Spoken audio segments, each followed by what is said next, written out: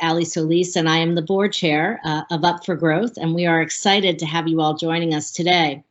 Up for Growth is a national cross-sector membership organization. It's a network that's committed to solving the housing shortage and affordability crisis we have in this country by eliminating barriers in order to help us advance our nation's pro-housing agenda. Through data-driven research and evidence-based policy and a network all across the country, we're able to do that with your help.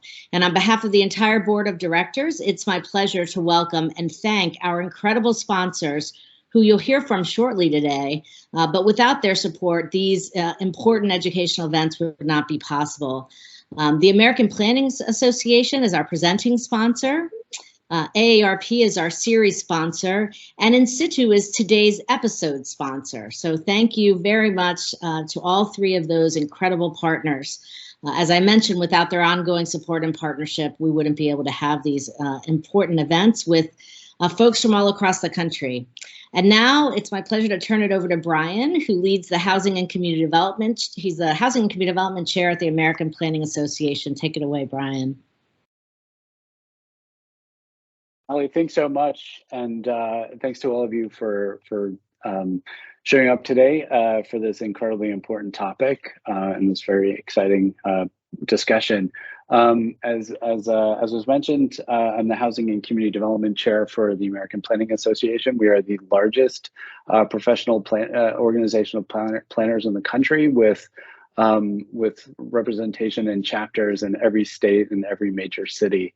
We have, over the last 2 years, really pushed on zoning reform as one of our primary federal policy priorities, and will continue to do so. We've been incredibly encouraged at the federal level as to the appetite for zoning reform, and also at the state level. We're really excited about what New York State is doing or continuing to try to do in terms of exploring zoning as a tool to enable more and better housing affordability.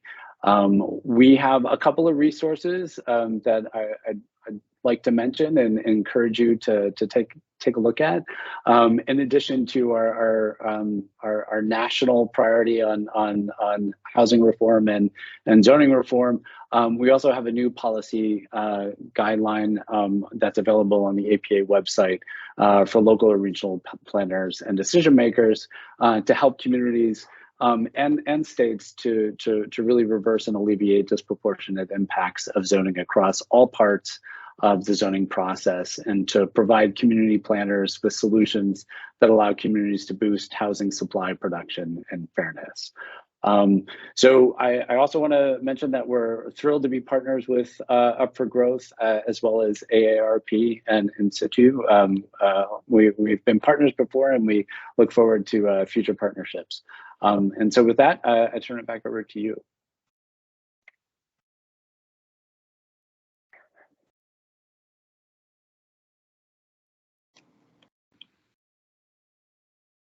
Sorry, technology is not my friend today. Well, it is my great pleasure to welcome our incredible panelists and distinguished speakers that we have today, and I'll turn it over. Our keynote and main presenter is Commissioner RuthAnne Visnauskas.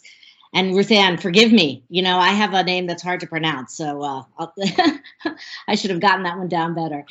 RuthAnne runs the New York State Division of Housing and Community Renewal, and we're really thrilled to have her. So I will turn it over to RuthAnne. Take it away. Great, thank you, Ali, and no worries on the pronunciation. Hi, so I have I'm delighted to be here with you all today to talk about the Governor's Housing Compact.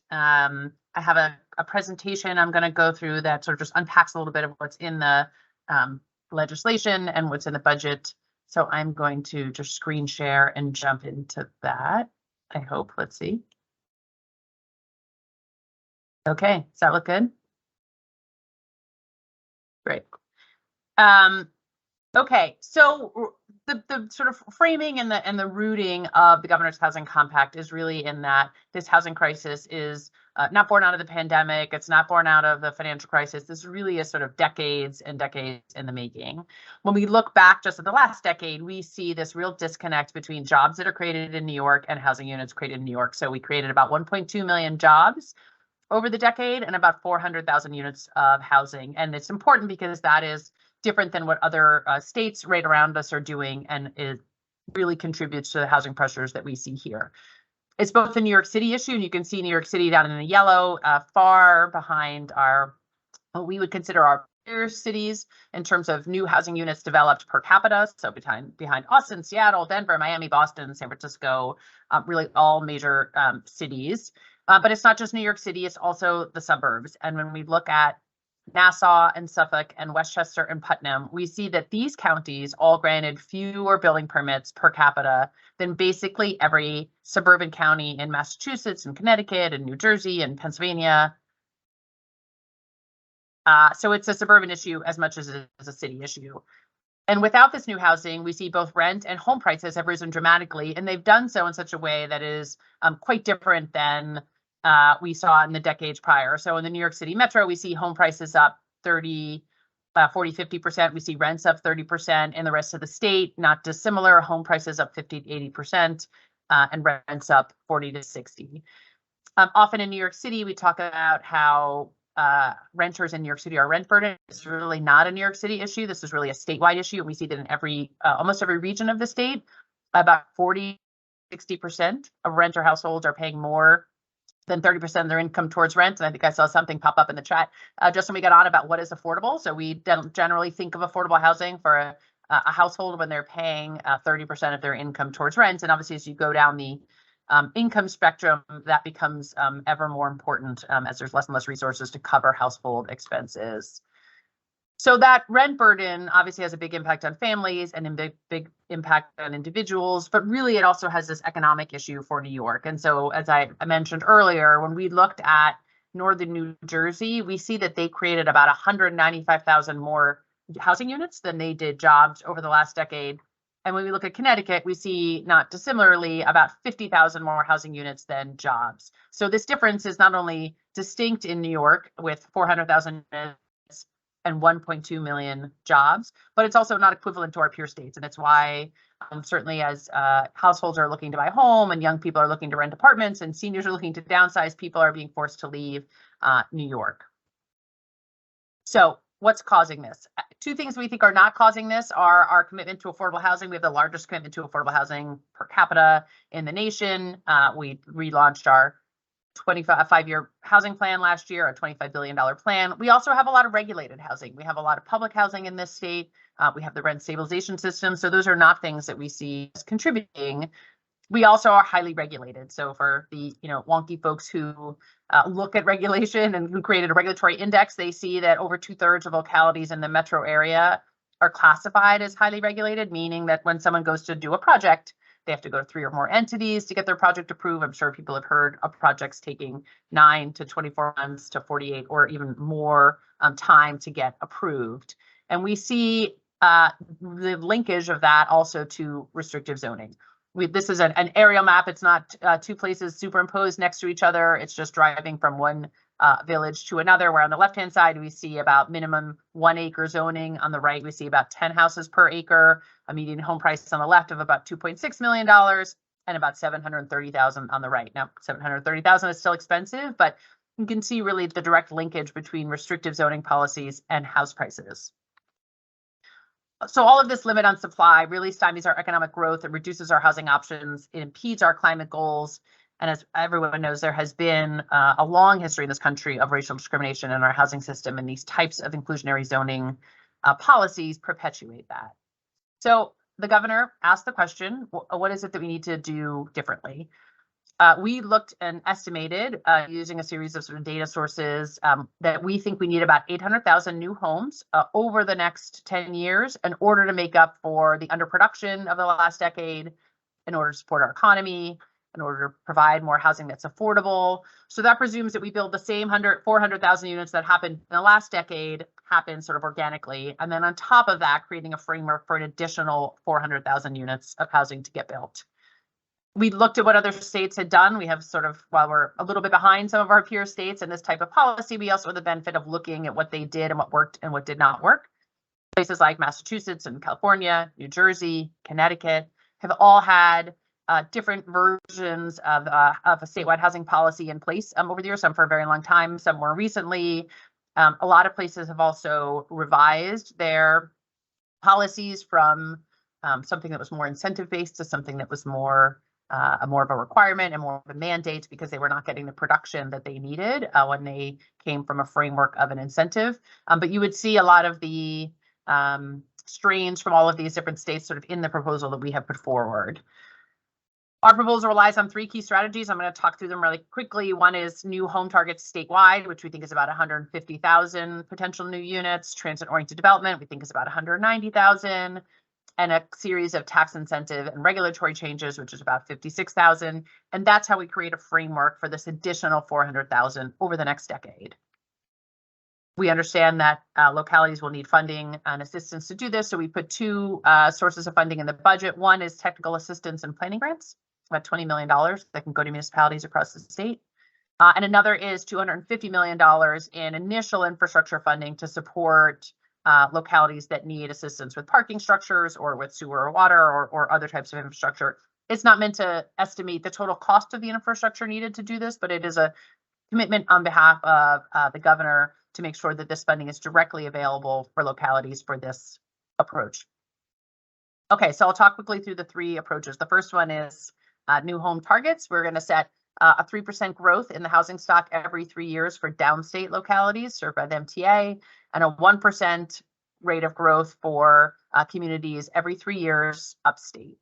It's a somewhat simple and understandable approach. We also think it's very doable and achievable. When we looked across the state, we saw that a lot of places are actually growing at this rate. And then there are a series of places that are not, that will need to make changes in their zoning in order to meet that. As you can see here, about almost 8% of localities, this target will be about 50 houses over the 3-year period. Again, we think this is something that should be achievable for places. We want localities to be successful in this approach. So we tried to craft something that was doable and achievable.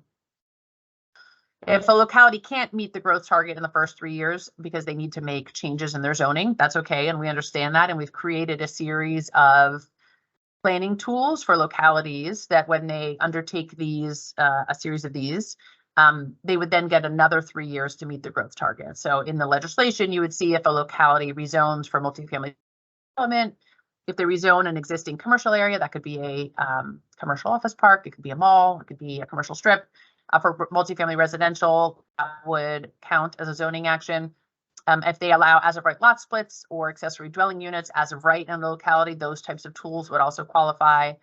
And lastly, if they take exclusionary zoning measures out of their zoning, the framework would be if you grow in the first 3 years at your target, that's great. If you can't and you undertake these series of these actions, you then get 6 years until you have to make the growth target. So localities really can choose how and where to increase their housing options, and we've tried to lay out a series of tools to assist with that.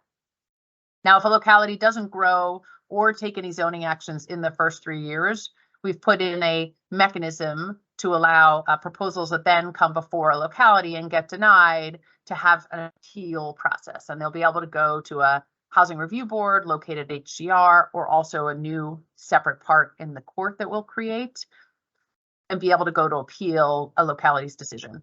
We're only going to allow this for projects that have an affordable component. As you can see on the left, if there are 20% of the units at 50 or 25% at or below 80 AMI, those types of projects would be eligible in year 4 for a locality that has not met its growth target or taken any zoning actions to be able to have their permit denial be reviewed and appealed. We have a second way that affordability is built into the framework. We understand that as a state, we need both market rate and affordable housing to get built. So we will count affordable multifamily units at twice what a market rate unit would be. So for example, if an upstate town is 10,000 homes, their target would be 100 homes over the 3-year period. So that town could either permit the 100 homes, or they could permit 50 affordable regulated homes, and that would count to meet their target as well. Again, we think we've built in both affordability as well as flexibility into this framework so that municipalities can meet their targets. The second strategy is transit-oriented development. New York has really made unprecedented investments into commuter rail, where there is a lot of capacity, but there has not been as much housing growth. So within 3 years, any municipality that has an MTA rail stop, which would include New York City, LIRR, MTA, and Metro North, but it would not include seasonal stops, would have to rezone within a half mile of the train station for residential density. Again, there'll be funding available. There's a photo here down at the bottom of Wyandanch out in Long Island, which is a very successful TOD community. There'll be funding available to localities to help undertake a different, planning and technical assistance that they need, as well as funding for infrastructure to meet this goal. The density is tiered. So you'll see within 15 miles of the New York City border, an aggregate density of about 50 homes an acre, and then it tiers 30, 20, and 15 sort of out from there. Obviously, the most density being closest to the job centers is the strategy here. We've also seen that there's been a lot of TOD developments that have happened already, and so we see this really as supporting what's already been a series of successful projects, not unlike the Wyandanch on the last page, and I'll show another one on the next slide. But when the MTA looked at TOD developments around some of their stations, we saw that there was really a lot of developments and also a fair amount of density, which I think is a great start. And there's so many localities who've really been transforming their downtowns with this effort. Just to give an example of kind of the lower end of the scale here, a project called Riverwalk in Patchogue shows about 16 homes an acre as sort of a density example out there. Lastly, the third sort of pillar and strategy in this effort is the regulation and tax relief. We are, for one, going to give New York City flexibility to allow more office conversions. There was the New York panel that was announced, as well as the city did its own task force. And so the recommendations here really align with both of the recommendations that have come out of those two task forces.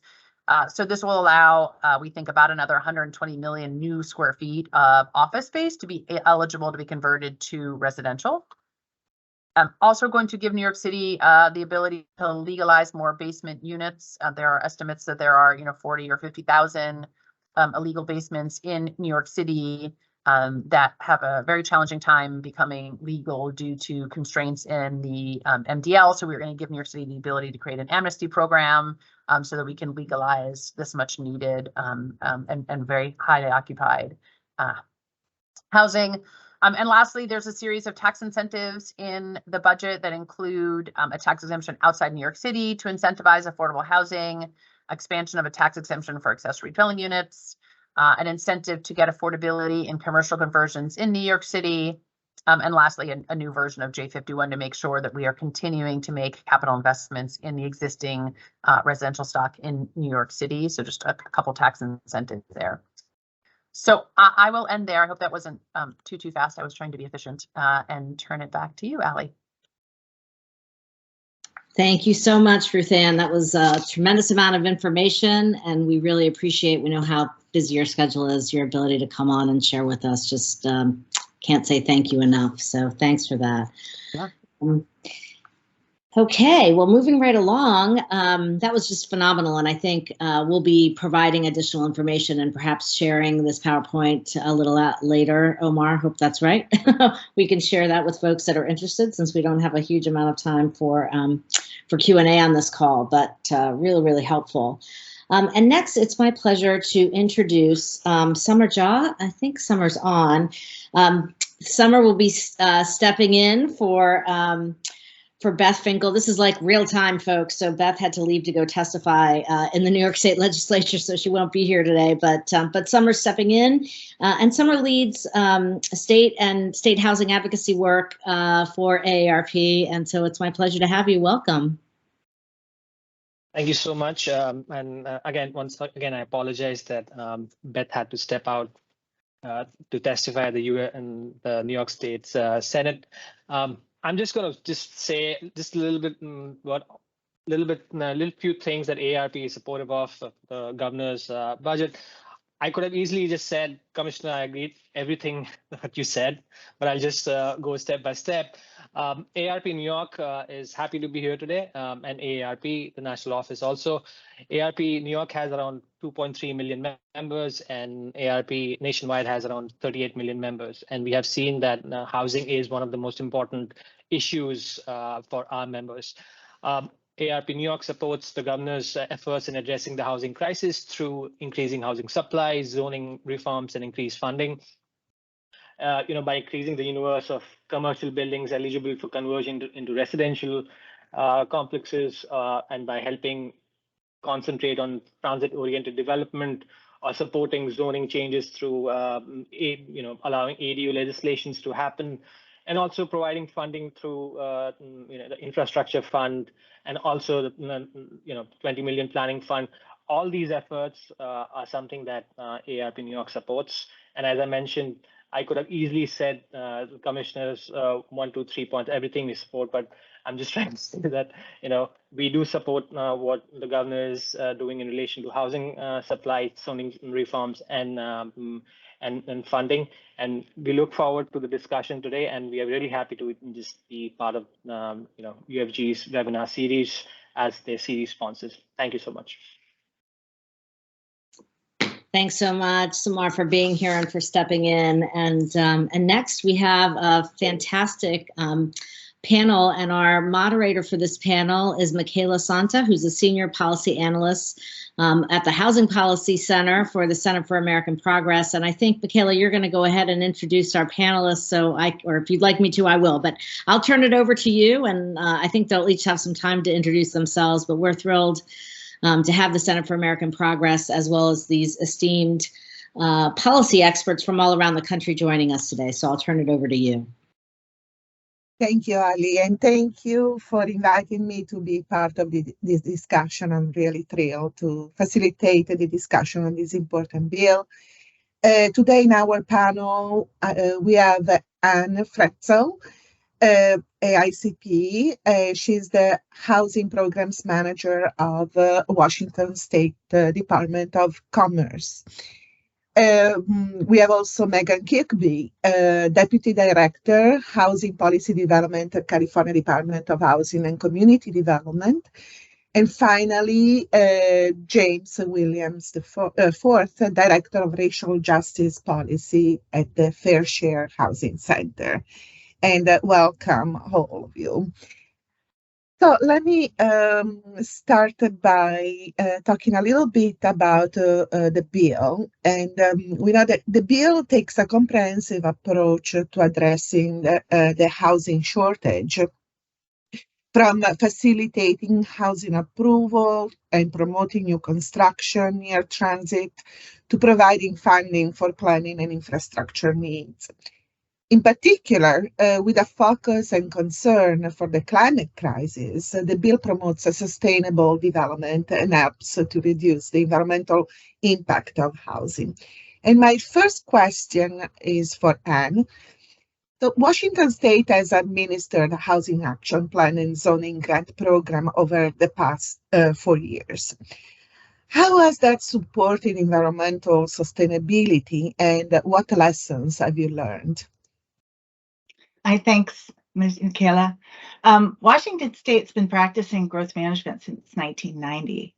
And so it's had a long history of creating a framework that jurisdictions had to plan within with the goal of encouraging affordable housing. But in the last 5 years, we've been working really hard to do more to get housing, because we were seeing people cost burden, same story we were hearing in New York. And so in 2019, the legislature explored a mandatory approach. What was provided was a voluntary grant program for housing action plans and code changes. And so we provided $10 million in grants to 100 jurisdictions to address their housing issues. So most of them chose housing action plans because they wanted the time to explore what their housing needs were, explore a variety of strategies, and choose the ones that worked within their communities. One finding of the housing action plans was that housing was needed for lowest income levels because the market is not providing. So that was a large part of the capacity. which is the need for more housing, smaller housing units, as we saw in that amazing two-part map, close to transit. And so in terms of sustainability, you're providing housing that's smaller, easier to heat, and with smaller transportation impacts. And as in New York, we're looking at transit-oriented development. Let's leverage in the Seattle area, we have $50 billion investment in a transit system. We want to leverage that. Also looking at middle housing within neighborhoods and accessory dwelling units. So some lessons. This is a voluntary grant program. So who was applying for the grants? Those jurisdictions that had the capacity or grant writers. So communities that had the most resources for getting the funding. It was also difficult at the beginning to get the money out. This was a new thing that came up from California and Oregon to Washington State. What is a housing action plan? We've only dealt with housing elements. And it's difficult getting communities to agree to adopt to upzoning just at the outset. So a more gentle approach. And it really helped communities work through those issues. But we know it takes time to develop that shared vocabulary, to explore those concepts, to get collective heads around of the public and elected officials and planning officials towards what is needed. And in our state, probably everywhere else, we're experiencing a lack of capacity in planners, consultants, and staffing to do the work. So I think we're still on the journey, but massive change in the last 4 years. Thank you. Great, thank you. And my next question is for Megan. California has had a regional housing needs assessment and housing element process for much longer than other states. So what has this experience taught you about housing elements can help support more dense and sustainable housing? Thank you. Well, hello from sunny Sacramento, California. This area was and still is the tribal land of the Nisenan people. Particularly as we talk land use today, we acknowledge that we're on the tribal lands of Californians' indigenous people. California is 539 cities and counties and more than 100 tribal governments. And so all this housing work we do needs to be, we're the state, but we're also working with all of that's a lot of governments to be doing this partnership with too. So to that point, part of how we do that work in California is it can be a little bit wonky, but this regional housing needs assessment process that leads into this housing element, housing plan process. And it started with a fair housing grant from HUD in the 60s. It was all about addressing exclusionary zoning and segregation upstream.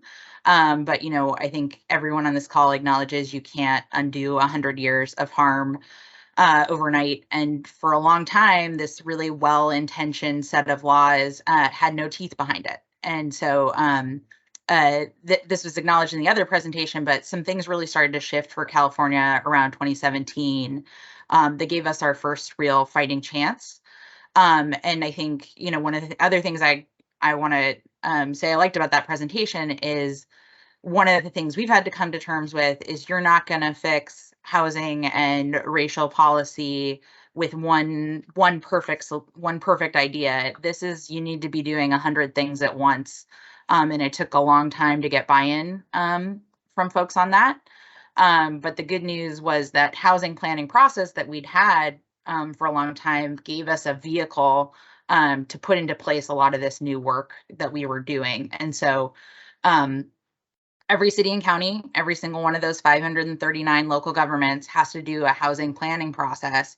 And that is at its core, we say what that housing need is, that those communities need to be planning for.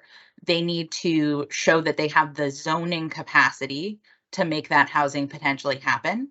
They need to analyze all of the governmental constraints that are preventing that housing from happening in their community, all the non-governmental constraints that are happening in their community.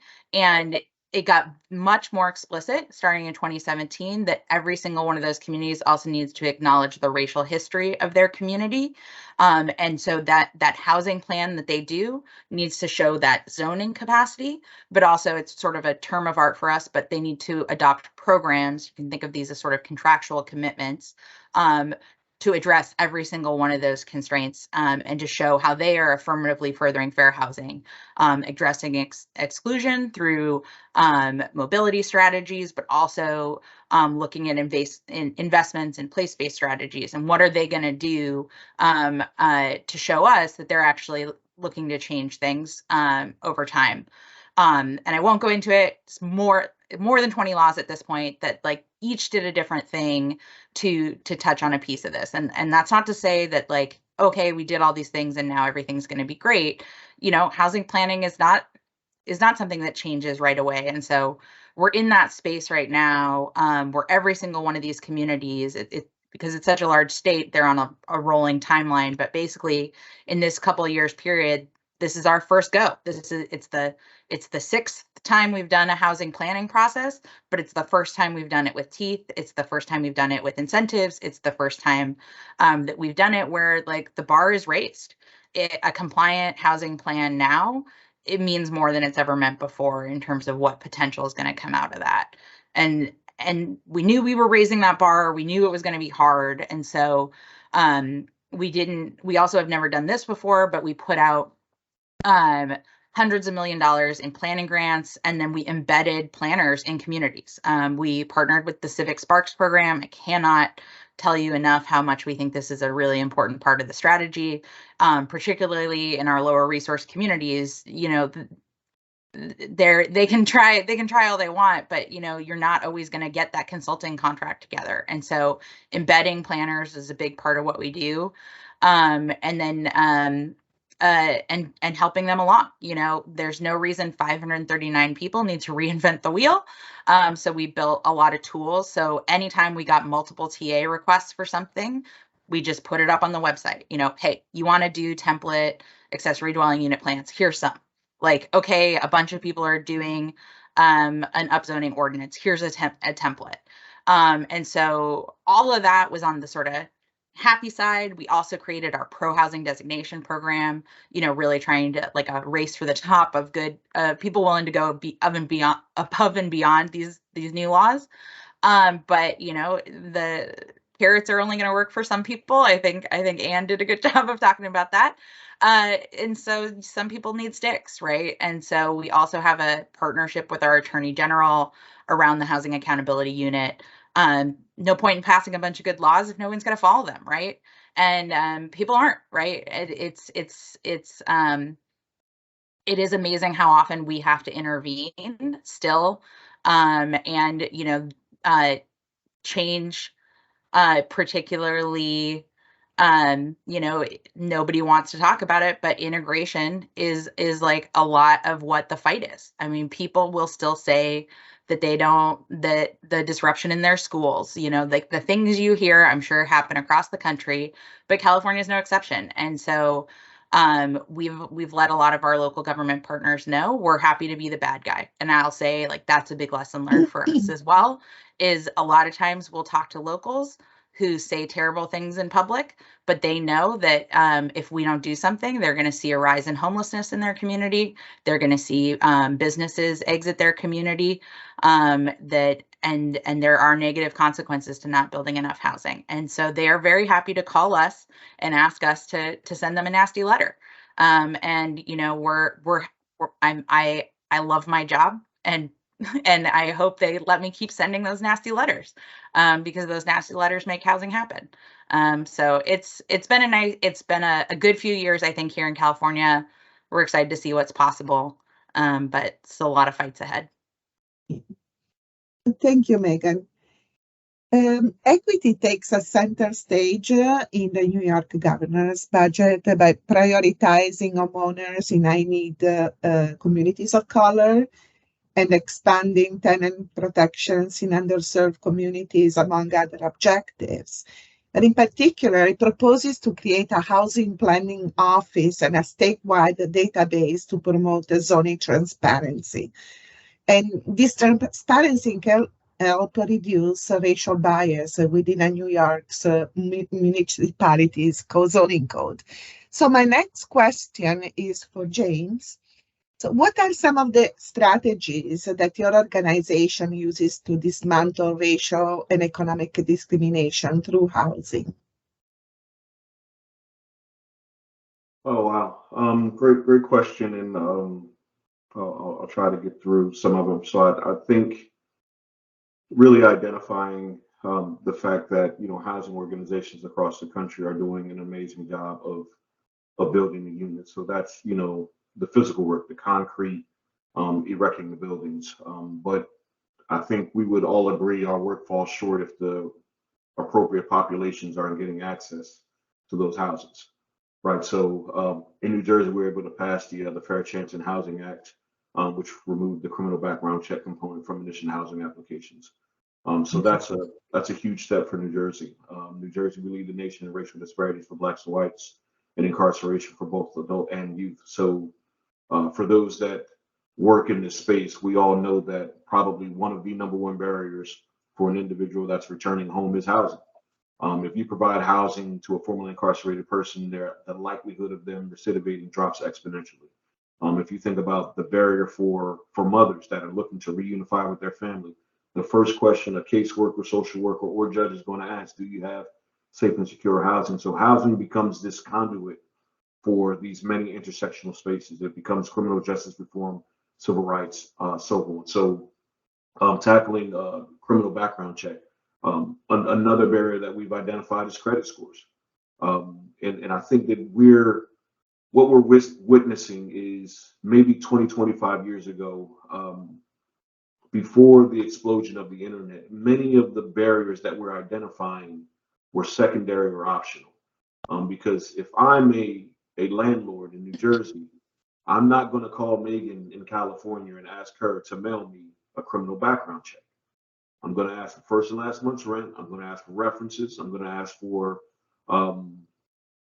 proof of income, and that's it, keys in hand. So what we've seen is that the internet and other technological advances have become these newly created barriers. So credit scores, criminal background check. We're seeing a ton of discrimination for source of lawful income. Many of us worked diligently across the nation to ensure that eviction filings wouldn't cripple our state's housing structure, because many of us were fighting during COVID to ensure that we didn't go from COVID to homelessness. And many states have tremendous amounts of homeless populations, but if we didn't protect and fight for eviction filings, for evictions during COVID, we could have come out of COVID and found ourselves in a more dire situation. So I think it's critical for housing advocates to identify that there's two fights, right? There's the brick and mortar fight, the dollars, where we zone, how we get these units built, and then the next is to ensure that the right people have access to these homes. New Jersey, we have a tremendous racial wealth gap. I know that California has a huge cost of living problem. So we're finding that all across the country. It's not just these states. There aren't hardly any states that have a balance in terms of the racial wealth gap. There aren't a lot of states that have, very, very low cost of living. Like, for the most part, a lot of states, particularly on the coast, are extremely expensive. So how do we allow housing to be that conduit so that these individuals can continue to thrive in society? So criminal background check, eviction filings, credit scores, source of lawful income, and then getting into any other discriminatory barrier, race, ethnicity, sexual orientation. These have to be inserted into every piece of the legislation. It has to be intentional. And then to Megan's point, we have to put teeth behind it. We can't allow it to be unenforceable. It needs to go to the Attorney General's office. It needs to go to law enforcement agencies so that these bad actors are called out at each and every step. Thank you, James. And to remain in the same topic, my next question is for Anne. How has Washington State addressed the racial equity in housing and the potential for displacement as development occurs?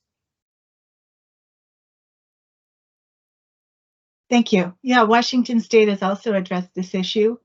We recently did a Black ownership housing study and found that the gap is 20 points below other ethnicities. So in 2021, we followed what California is working on right now. We adopted new housing law, updated our goal to plan for all economic segments. We're projecting housing needs for each county by income bracket and having cities and the county divide those up, but also looking at past racial disparities within communities and identifying where those inequities exist, where exclusionary zoning now exists, and very heavy pressure in the law to reduce that exclusionary zoning, look at displacement potential as development occurs, and there's a requirement to adopt policies to prevent that displacement. As that's implemented, we've developed some guidance. There's webinars. I'll drop our housing policy website in the chat, but also, again, that common vocabulary. How do you talk about race? What are the programs to identify where these issues occur and deal with the land use? The state is also looking at a lot of those tenant protections and reducing discrimination in other parts of the Department of Commerce. Great, thank you. Megan, housing underproduction is worsening around the country, but California and New York are among the most underproduced. There are also states with very high Black-white homeownership gaps and white-Latino homeownership gaps. What are some policies that can help us reduce those gaps?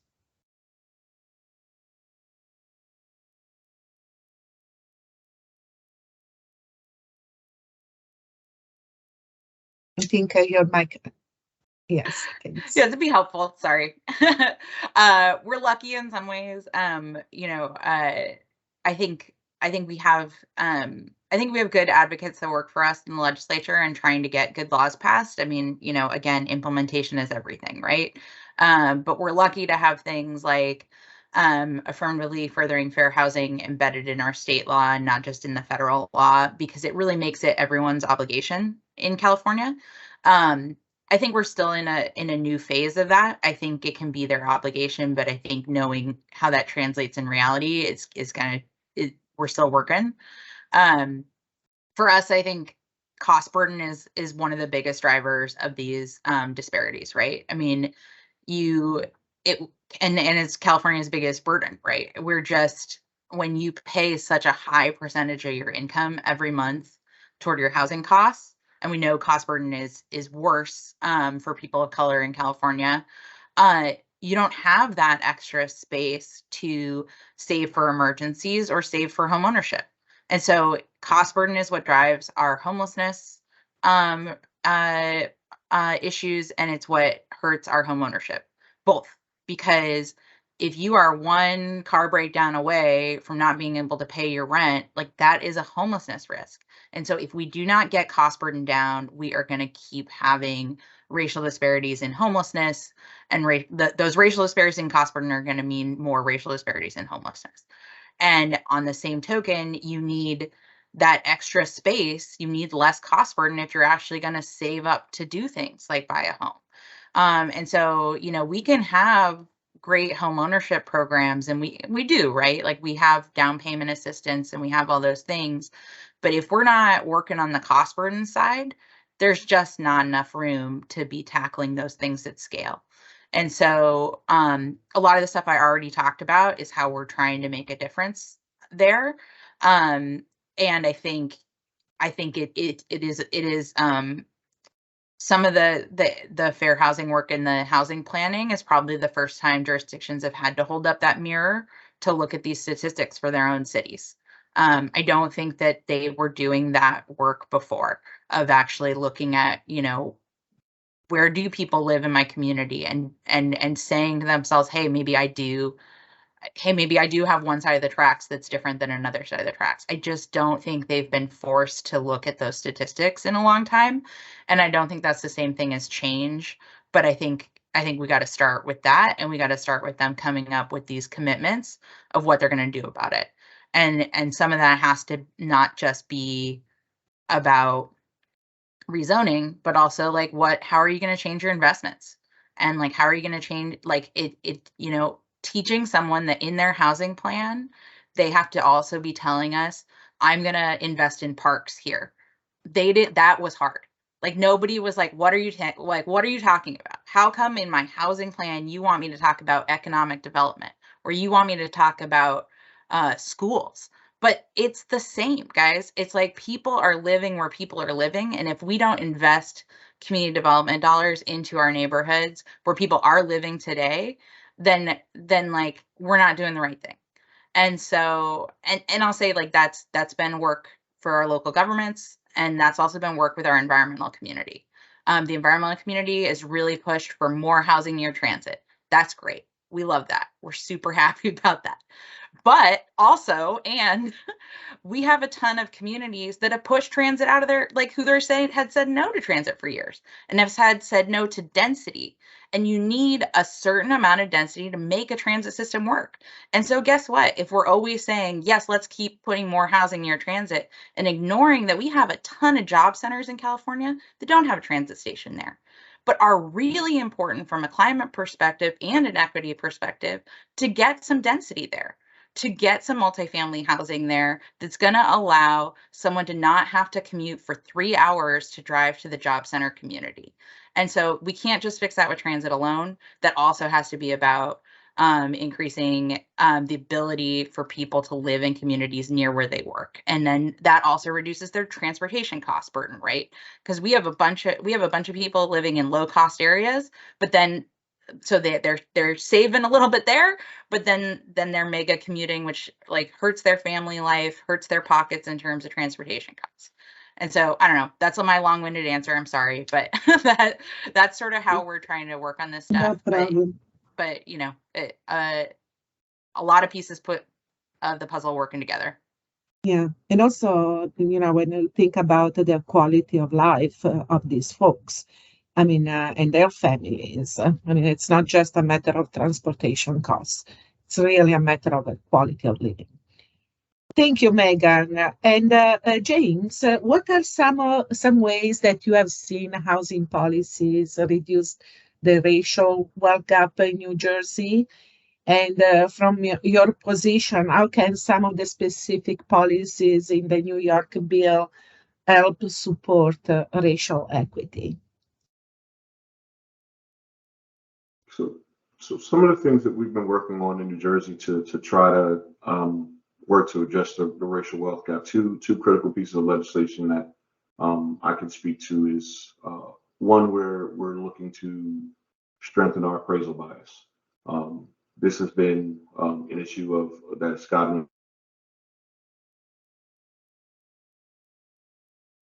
recently released the PAVE Report Act report, whatever it's called, PAVE, where she's really looking to identify and really kind of codify what it looks like to do appraisals here in the country. We're finding that more and more Black homeowners are finding their homes to be their appraisal values to be depressed, and it's not just individual homes. We're finding that entire communities, whole zip codes are being compressed, right? So when you're looking at how these corporations are buying up certain neighborhoods, that's because you're finding whole communities their values being decompressed, and you're finding corporate buyers are buying it for pennies on the dollar. So addressing that, and the Brookings Institute, Andre Perry wrote a really, really amazing report.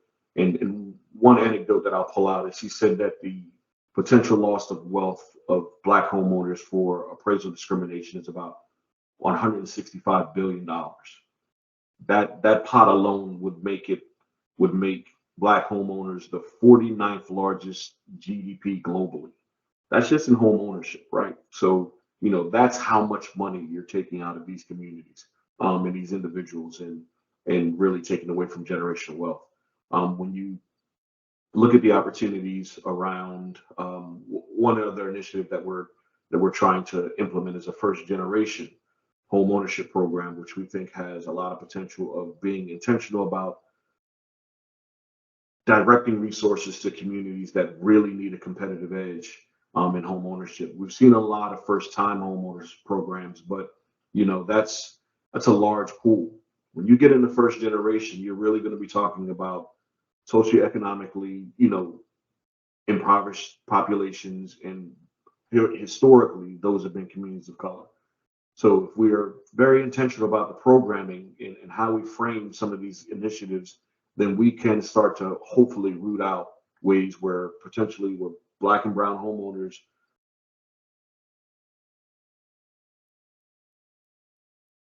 that are coming out of affordable housing units that really want to compete in the home ownership market, if we can build a program, first generation home ownership, then we can start to find ways that their programming can be that those individuals can be more competitive. So when in thinking about the New York legislation, I mean, we think that it's making a lot of steps in a lot of good directions, and thinking about some of the components about transportation and the TMO work that New York is trying to do. We think that that's critical and really tying in the social determinants that, to your point, that allow these individuals to be successful. So thinking more about communities and not individuals, because if that mother has a clean and effective way to get to and from work, then that can tie into schools, that can tie into healthcare, that can tie into jobs. That family becomes more successful, because what my fellow panelists are highlighting, food insecurities, housing insecurities. How well can a child do if, they don't know where they're going to live? How well does that mother do if she has to ride a train an hour home from work, then get on another bus a half an hour to go grocery shopping? All those kind of things start to weigh on the family, and you see those social determinants start to affect academic, success. You think, the health determinants, stress, anxiety. You wonder why these communities are, and we saw it during COVID, like those issues got exacerbated. They got exposed. So I think what New York is doing is a step in the right direction of really building communities and allowing housing, transportation, all these things to be intersectional towards allowing these families to thrive. Great. Thank you, James. We have just a few more minutes for some last remarks. And I guess I'll ask a question to all of my panelists today. What other policies and programs is your state implementing to promote racial equity and sustainability through housing? And perhaps Anne or Megan. Thanks. I mean, I think I've shared a lot here. I'll say some of the stuff I didn't talk about. We have a California Civil Rights Department, where we partner with them quite a bit. They're formerly called the Department of Fair Employment and Housing. I think to some of the stuff James was talking about, we talk a lot with them about the need to actually be doing, frankly, like undercover work. I mean, like we need more testing of some of this stuff, because you can't, like the work that I do, I can pass a law and I can go see that city disapproved this housing. Like that's like pretty, it's pretty visible. But like a lot of the appraisal stuff that's happening, a lot of the loans discrimination, like a lot of that, you really need testing out there to really catch it in the act. And so I think that has to be part of the solution too, is like people don't know that they're doing this stuff because it's so ingrained in who they are.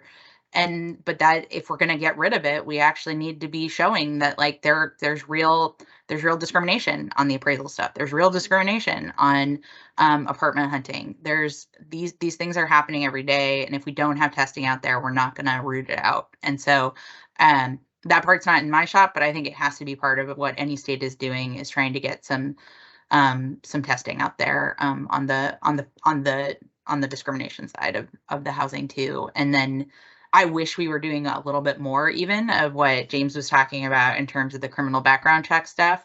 We're working on that. I think we have more space to go. We did add one of the protected add protections for voucher holders. That was new for California, and like I think that's important. But again, you need to be doing testing to make sure that that's actually working. So I think those are some of the things we're doing, and I think on the wish list is a lot more on the tenant selection side and on like what we're really putting people through to get into housing on a regular basis. Great. And any last remarks, James? Yeah, I would add there are a lot of advocates in Washington working to dismantle structural racism on many aspects. And in the state government, the governor's executive order requires state agencies to look at how they provide grants and where you put infrastructure, as we were talking about, and how we really seek to provide more equity into the future. Thank you. James, any last remarks? Just, be intentional about enforcement. I think that will help to really move the needle. We've all can probably highlight what we thought would be great initiatives in housing, but with a lack of real enforcement, not fines, not citations, but the same level of law enforcement tenacity that they've gone after to kind of dismantle communities of color. They should use those same resources to dismantle these barriers of systematic racism. So just real enforcement. Sure.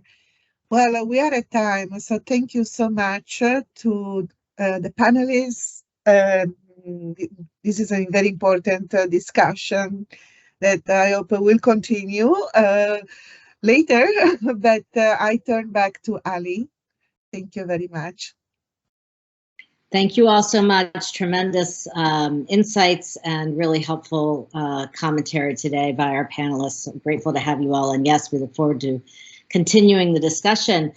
So let me just close by once again thanking our tremendous sponsors at the American Planning Association, APA, and In Situ, who's today's event sponsor, and encourage each of you, if you're not a partner or a member of the Up for Growth Network, we'd love for you to join us in our efforts. We don't do this work alone. We work in partnership with communities all across the country, and we'd love to have you join us. In the chat, I think there'll be some contact information for Keisha Eastley, who leads our membership team.